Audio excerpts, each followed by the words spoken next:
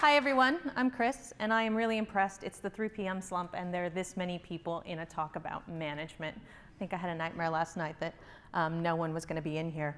Because I think this is important. I think if you are in tech and you are good at your job and what you do, you've probably in your career been asked if you want to lead a team, or if you're new, you will be asked that question. And I think a lot of the times we just say no automatically, reflexively.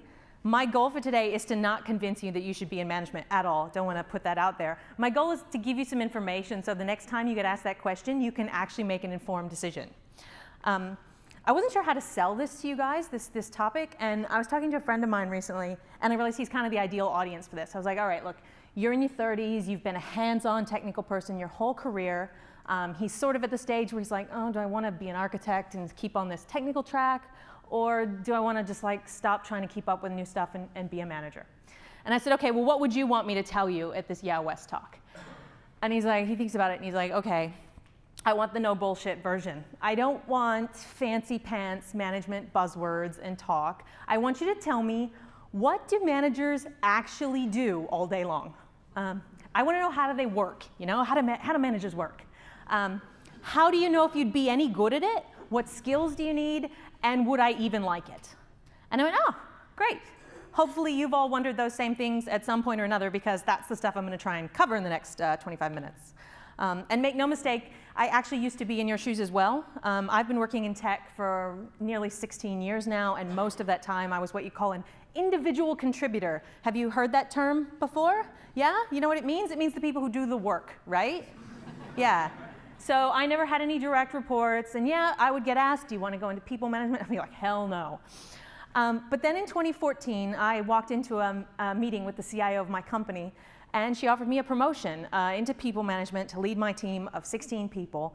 And for once, I didn't say hell no. I thought about it, I had a stiff drink, and I decided, time to try something new. So I said yes, and I jumped. And I took the role, and I had to learn a lot of stuff really, really quickly. I was terrified the whole time of letting her down, that she'd made this big decision for me, of giving me this opportunity. I would let my team down because they were great. I definitely screwed some stuff up, but I also had some really good victories and successes too. So it was the hardest thing I've ever done in my career, and I don't regret it. So I'm going to share with you today some of the things, not everything, I learned over the course of that year that kind of fall into 3 buckets. I'm going to talk about people stuff, finance stuff, and manager stuff. See, no fancy terms. And I'll wrap this up with some advice on how you can decide if maybe this is something you want to do, and if you do make that decision, what my advice is for how you get ready for that.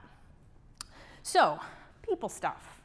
I thought the people stuff was going to be really easy. I thought, I'm a people person.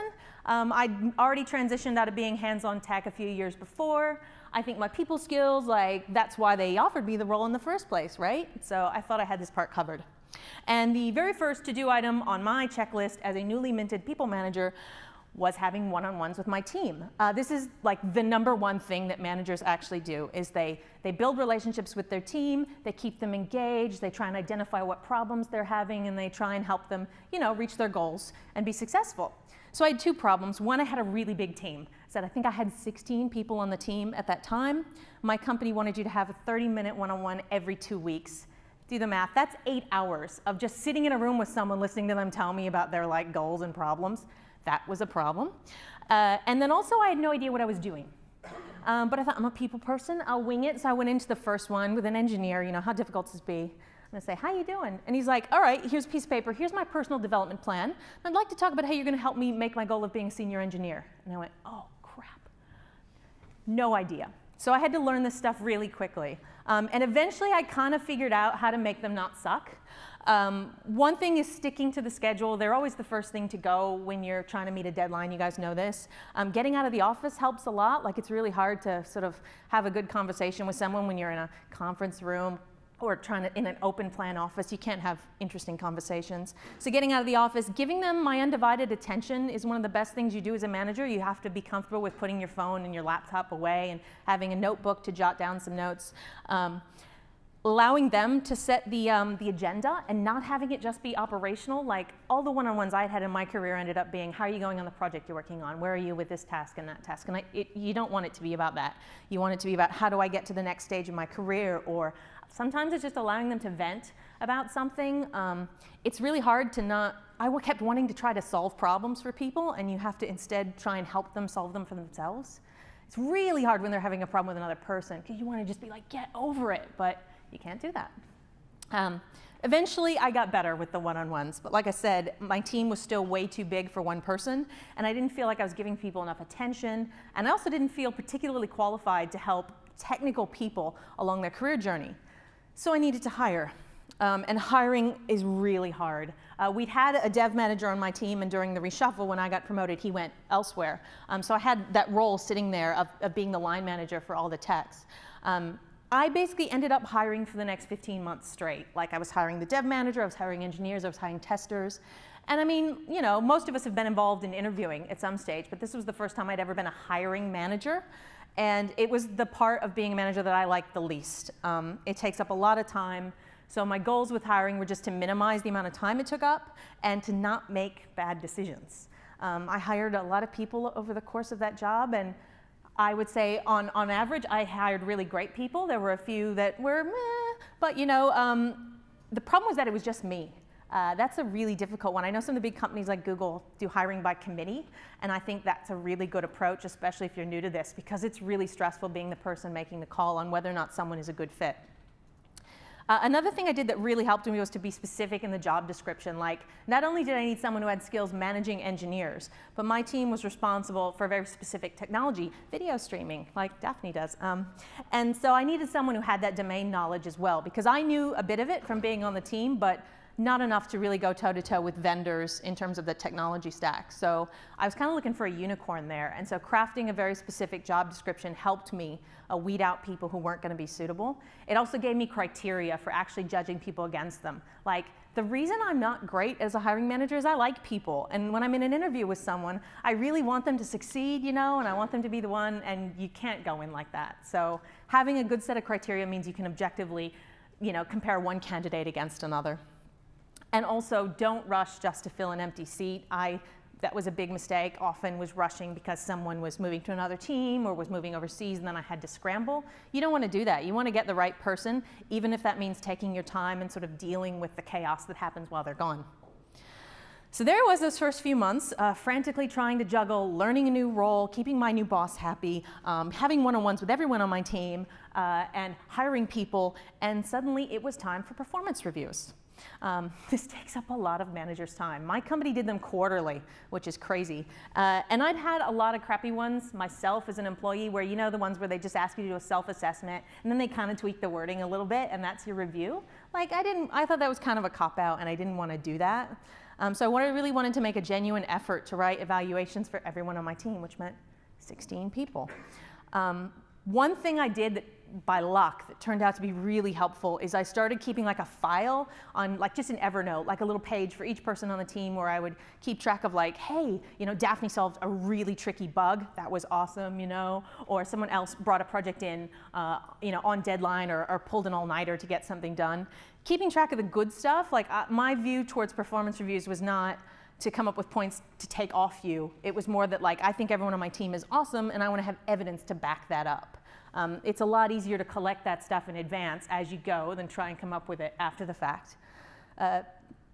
One trick with performance reviews is making sure you're really clear on what you're reviewing people against. We had a good framework for that. We had performance in terms of your job title, and also the 4 company values, which were pretty clear. But performance against job title was an interesting one, because I worked out that engineer who wanted to be a senior engineer. He was actually a junior engineer in terms of his job title. That's what he'd been hired as, and he'd never actually been, that had never been fixed. So I was able to go, awesome, well, as a junior then, he is like #1 far into the bell curve, because he's so far above being a junior. So I was able to get him a promotion, which was great. But yeah, I think it's important to remember you review people against what the job that they were hired to do, and not the job that they have over time ended up doing. Another part of this that took up a lot of time was calibration with other teams, and I don't think you realize how much of a just time suck that is. Is like, if on my team I say, hey, you're doing a good job, you're meeting expectations, and someone on another team doing the same role is only seen as like not meeting expectations. You want to make sure across teams in a big department that you're aligned on that, and we would spend a full day every quarter just doing that and essentially arguing that kind of stuff. But if all goes well, I mean, the good part of this is that you get to give people bonuses and raises and promotions, which is fantastic. And if it doesn't go well, then you get into giving bad news, which was really hard. Luckily, I had a really high-performing team. I never had to put anyone on a performance improvement plan, so I haven't had that experience yet. But there were times when I had to give people some feedback that they didn't necessarily want to hear. One of the things I figured out is you should, and I've heard this as a rule of thumb, praise publicly and criticize privately. You never want to give people negative feedback in front of their peers, in front of anyone else on the team. And you have to focus on actions and behaviors, like resist the impulse to make it about their attitude. You know, like you always do this or you never do that. It has to be about, well, on this day, you did this action and this is what happened as a result of it. This is where your file can be handy. And this is also an area where you learn that HR can be your friend. Like I actually did some, sounds really cheesy, role plays with our HR representative on how this conversation was going, because I was really worried that giving negative feedback, they were gonna not take it well. Sometimes you have to give bad news to the group as a whole. You know, corporate has made some decision that we don't like. That's not easy either. You know, one of the things I learned to do there was to anticipate what the people on the team were going to ask and make sure I had all that information up front so that I wasn't blindsided when someone asked me, well, you know, how is this going to affect us? Preparing well, doing, like I said, doing role plays again. Not sugarcoating it. If it's your team, they're going to know when you're trying to bullshit them. And resisting, it's really hard, especially if you were on the team and now you're the manager, to not go, you guys, I agree with you, I know this sucks. Like this is where you get stuck in that role between being a company advocate and an employee advocate. And I think that's one of the things we all fear that keeps us from going into that role, is because we like empathizing with our team, and it's really hard to say, yes, this sucks, here's how the decision was made. There's studies that people react better to bad news if you can explain how that conclusion, how that decision was arrived at. Here's how it was arrived at, and we're going to focus on the future and how we deal with this, not about whinging and venting. Yeah, a little bit of that, but. So that sort of is a very brief idea of some of the people stuff. And this was the area I thought I was going to be good at. It's a hard thing for techies to grasp. Like you can't lead people in the same way you write code or manage machines, because if you could, they would have automated this stuff a long time ago. So the next big bucket of stuff I had to deal with was finance. And like the underpants gnomes, I didn't even really have a good idea how my company made their money. Like we built websites and we put ads on them and someone in sales kind of sold them and then profit, you know? So I'd never really been involved with anything with dollars and cents. But then suddenly on my calendar every week, I now had the dreaded budget meeting. I had no idea what CapEx or OpEx were, or why that meant that I could hire one full-time person or 3 contractors. Recruiter fees, my God, spending 20% of a new hire's like salary on a recruiter fee eats into that budget really quickly. I didn't know what my team's cost center was or how to actually approve an invoice to be paid. It turns out that our whole department has a T&E budget, you know, travel and entertainment and all those like team activities you do. That comes out of that. I'd just taken all that stuff for granted in the past. So finance is not really an area where you can fake it till you make it. I decided, and the best thing I did here was to just go to the finance team and be like, I know nothing. Would you please teach me, it's like Reddit, you know, like talk to me like I'm a 5-year-old, how does corporate finance work? And they loved it. Like I don't think anyone had ever said that to them before. So I had one-on-one sessions with some of the accountants and they walked me through this stuff. And I learned it enough to get by, which was sort of key because at the time I'd taken this role, we were in the midst of planning the budget for the next year. And a big part of that meant forecasting. Most of the heavy-duty forecasting had been done by my colleague in the operations team, like AWS and all the different services we used. But as I mentioned, we were responsible for video streaming, which was through a key vendor, and that meant forecasting all the costs associated with that. And my predecessor had left me behind a very cryptic spreadsheet where you put some numbers in one side and some other numbers came out the other side. And I really had no idea. Like I didn't have that domain expert on the team anymore to really go through it. So I had to scramble. I had to get my colleague on the operations team. I had to get some of the senior engineers on my team. I even got an external contractor who was an expert in the space to help me come up with the numbers we needed for the budget.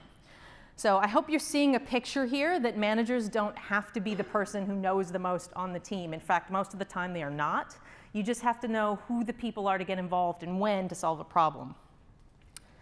Another thing I had to do right off the bat, which takes up a lot of time, if you're in Australia and you're in a technology company, you probably apply for grants from the government and you get money back, but this takes a hell of a lot of time to prepare. We had an external company actually do the application, but I spent a lot of time chasing down the evidence that was needed, going through year-old JIRA tickets and emails and invoices and trying to reconstruct everything we'd done on this project, which I hadn't even been in charge of at that time, so that we could justify these costs. It would have helped a lot, and I was really well prepared for the next year when I saved this information over the course of a year as I went. So yeah, this is another area I had no idea of, just being an employee, until I was actually in the management position. And the last thing in the finance area is just all the stuff to do with vendors. Like, I spent a lot of time in meetings with vendors. Sometimes it was like, you know, some new company was pitching to us and they needed me to be there to help, you know, look at the tech stack. Sometimes it was an existing vendor pitching us on a new feature they wanted to sell us. We had contract renegotiations. Sometimes we were holding them accountable for SLAs or asking for support. I actually got to be really good friends with the legal team, oddly enough, who taught me a lot about how to engage with external companies. You don't want to say the wrong thing to a vendor. Sometimes it was just like effectively kind of doing like PR, like keeping them happy and them keeping you happy. And I also did all this with the added complexity of trying to actually understand what the vendor stacks were.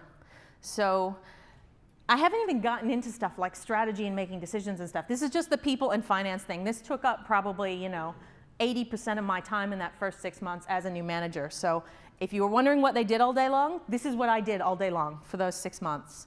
But these are mostly like concrete things that you can put on a to-do list and tick off. And I'm good at that stuff, and you can get good at it. The manager bucket I'm going to talk about, this is the stuff that's harder. And you know this guy, right? You know Bill Lumberg from Office Space? Like, he was kind of my nightmare. He's useless.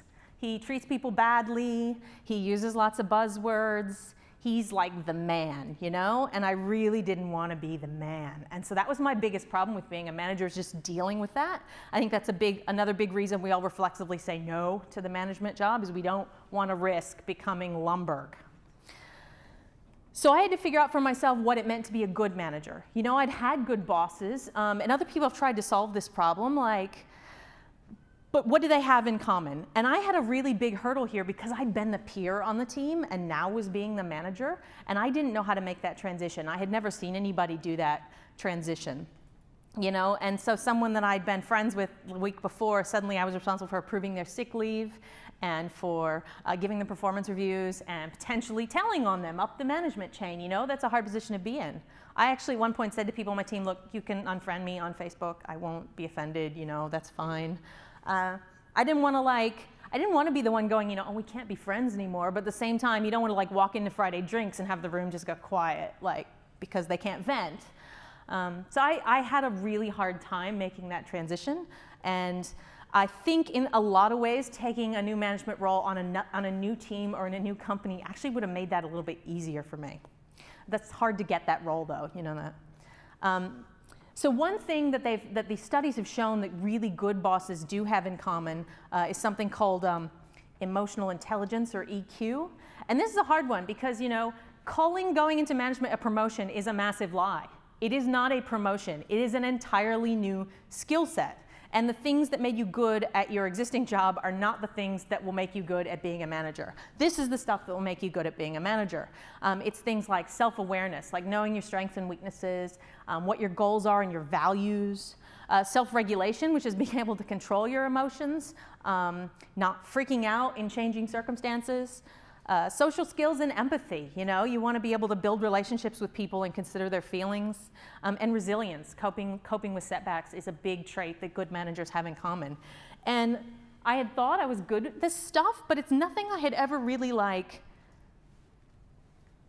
thought about consciously, you know, and good managers do. Like, I think this is something you really have to work on. And one area, I'll give you an example of one area where I screwed up massively in this area, was this difference between introverts and extroverts. Like, I'm an extrovert. I'm obviously standing up here in front of you. I like being in big groups of people. I get energy from that. But I have friends who are introverts. I'm actually married to an introvert, and I still screw up. Like, a couple of times, like with my team, I would like pull someone into a meeting or have them stand up to demo something, thinking I was sharing the spotlight and I was being really great, and found out later that it was like hugely traumatic for them. You know, like for introverts, this is really traumatic to be put on the spot in that way. Like, what are you talking about? And I had to apologize, you know, several times before I realized this was a blind spot that I had. Like, managing introverts is a totally different kettle of fish, and I had no idea how to do it. So yeah, the EQ stuff is a thing that you definitely need to be a really good manager. The other thing you really need is good communication skills. I once had a senior manager tell me that being a good manager is like 25% doing stuff and 75% telling people about the stuff that you've done. Which sounds kind of depressing and negative, but it's actually true. Like, if my team delivered on a big project and did a great job, the CEO was never going to hear about it unless I made sure that he knew about it. So I spent a lot of time on just like telling people all the awesome stuff that my team had done. You kind of have to be the mouthpiece and the cheerleader for your team, and you have to be comfortable being in that role.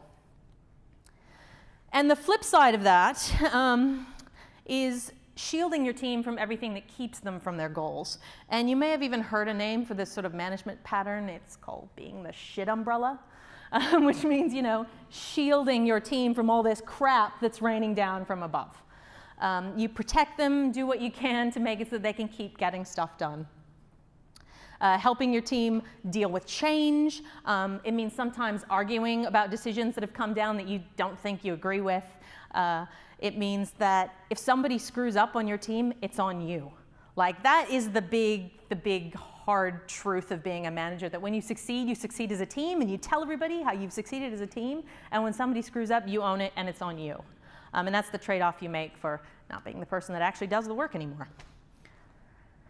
So should you jump? So I've told you what I did as a manager all day long, some of the challenges I faced over the course of that time. So the key questions to ask if you are thinking about this is, do you actually like people? Like I said, would you mind sitting in a room for half an hour and listening to them whine at you? And then try and resist the urge to just tell them to just shut up. Like, you actually have to like that. And I struggled with that. You have to not be afraid of conflict. Like, if you're not prepared to, you know, occasionally go toe-to-toe with someone, either higher up the chain or on behalf of your team, you're not going to be a good manager. That emotional quotient, emotional intelligence, how do you rate yourself? Is that stuff you're good at? Is that stuff you'd like to be better at? And do you mind becoming one of them? Is it a problem for you, for your ego, if you stop writing code? If you stop being, you know, one of the people who's actually getting work done? Like, that was a really hard challenge for me, to be the one when everybody's there working late at night and you're there and you're not the one doing the work. You have to risk being the Lumbergh and be cool with that.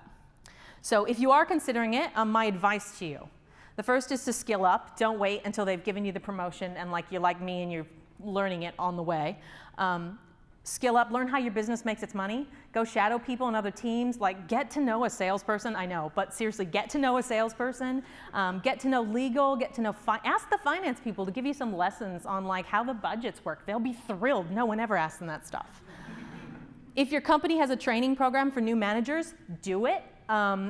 Like, ask to be included. You'll learn these practical skills, but you'll also form a support network. It was the best thing I did. And that's the third thing you need. You need a support network, because if you are in the role, you're going to need people you can ask for encouragement, you can vent to. You could look for local meetup groups for tech leaders. We have one in Sydney. I'm sure you guys have them in other places as well. Or finding a mentor. You're going to need these people. You can get all this stuff. I got help from people. You need people to get help from. And give yourself a clear time frame. Like, when I said yes, when I did it, I said, I'm going to give myself a year, because I knew it was going to suck at first. I knew it was going to be challenging, and I wanted to get over the hurdle of it being novel and actually get to where I actually understood what the job was before I decided if it was what I was going to stick with. I've even heard experienced managers say that it can take you 3 years to get to be a really good manager. Like, you want to at least commit a good piece of, section of time before you decide if it's right for you or not. So you're probably wondering, when I jumped, where I landed. Well, I told you I wasn't here to try to convince you to be a manager, because in the end, I left that role. I lasted about 15 months, and now I'm at Canva, which is a little startup, and my job is a complete 180. I'm not a manager, I have no budget approval, I'm actually back to doing the work. You know, I don't consider that time wasted though. I learned a lot of new skills, like I could go back to that. I learned a lot of skills that I wouldn't have gotten otherwise. It was a massive challenge, there was a lot of stress along the way, but there were also victories and good stuff too. Working with my team, I had the best team, and that's the thing I missed the most, was actually just working for my team and working with them every day. They were the best.